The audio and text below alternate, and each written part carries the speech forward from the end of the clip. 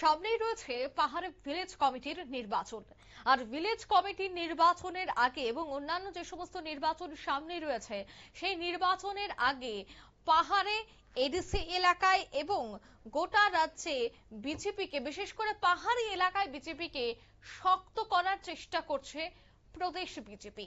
তাই এবার পাহাড়ে বিজেপির সাংগঠনিক শক্তি বৃদ্ধি হলো।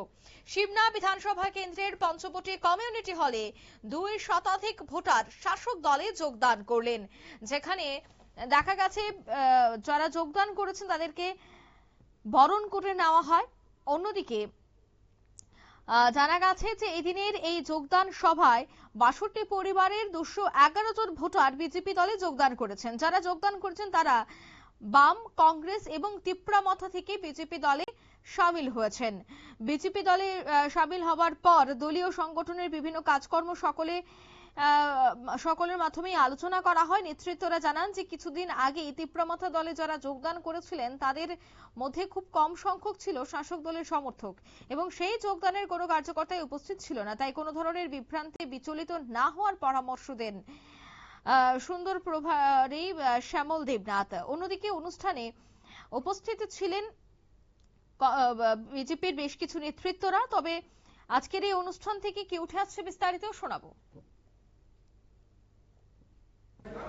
আজকে শিবনা মণ্ডলে ভারতীয় জনতা পার্টির উদ্যোগে আমাদের পঞ্চবটি কমিউনিটি হলে 62 পরিবারের 211 জন ভোটার ভারতীয় জনতা পার্টিতে যোগদান করেছে।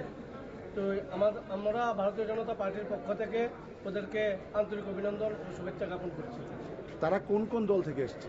তারা সিপিএমও আছে, কংগ্রেসও আছে এবং টিএমপি মানে তিপ্রামথা পার্টি থেকেও আছে। সব আপনারা শুনলেন, অর্থাৎ তারা বিভিন্ন রাজনৈতিক দল থেকে এসে কিন্তু যোগদান করেছেন। পাহাড়ে বিজেপির সাংগঠনিক শক্তি বৃদ্ধিতে এবার চেষ্টা করছে রাজ্য।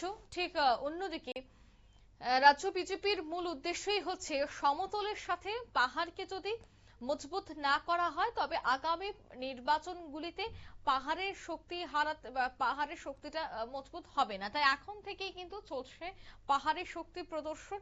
তাই বিজেপিতে আজ দেখা গেল যে বিভিন্ন বিরোধী দল ত্যাগ করে 200 জনের উপর যোগদান করলো বর্তমান শাসক দলে। নিয়ে নিচ্ছি ছোট্ট একটি বিজ্ঞাপন বিরতি, সঙ্গে থাকুন।